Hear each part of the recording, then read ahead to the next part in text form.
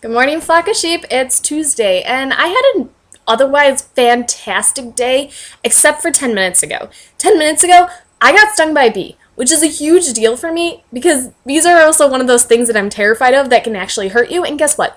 One of them did. Off for a nice walk, and I feel this. I stay out of bees' ways. Like, if I see one flying, I will go considerably out of its way because I get scared of bees. Bees scared me because when I was little, actually, this is an important detail, but we had a treehouse in our backyard. The next door neighbor who was over and she was in the treehouse, she got stung by a bee and it hurt like hell and it swelled up like crazy and it was like bruising looking and it freaked me out and she was crying and wailing. And ever since that, I freak out when bees are around. Like down. I'm walking, nice, cool, okay, relaxing walk.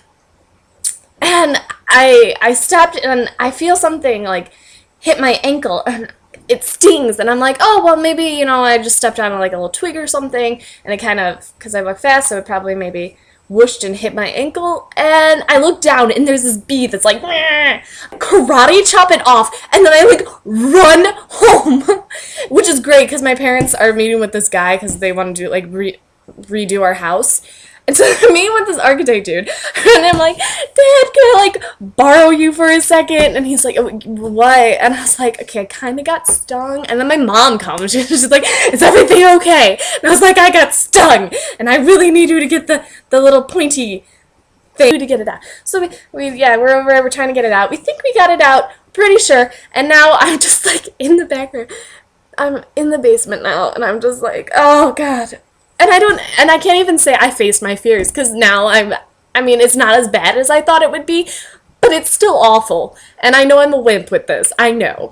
Obviously, I have issues with bugs. I have issues. So your question, cool things I'm getting for college.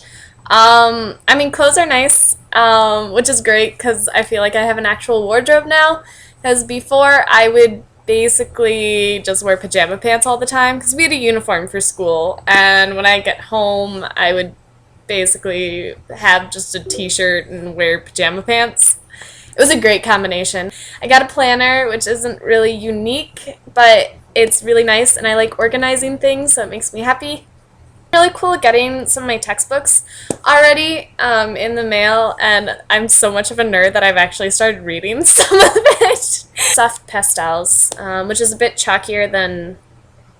more chalky than oil pastels. Last week I asked what a male mistress is called, and I got two answers. One was in the comments that it's called a kept man, and the other, I talked to Anise earlier today, and she said it's called gigalo. As an award for your diligence, I will give you the answer. I went to the library, and there's this book. It's called Once Again to Zelda, and it's basically just little stories behind dedications. It's called Shrugged by Ayn Rand. She dedicated it to her husband, and in the book it calls her lover, her kept man or her gigolo, any of the above. And I was just like, wow, how thoroughly classy of you. That's your award. Was it exciting? No? Sorry. I offer you an imaginary cake.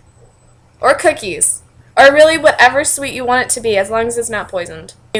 That probably was not as exciting of a prize as you wanted it, so yeah, if either of you want a prize, just let me know what you want.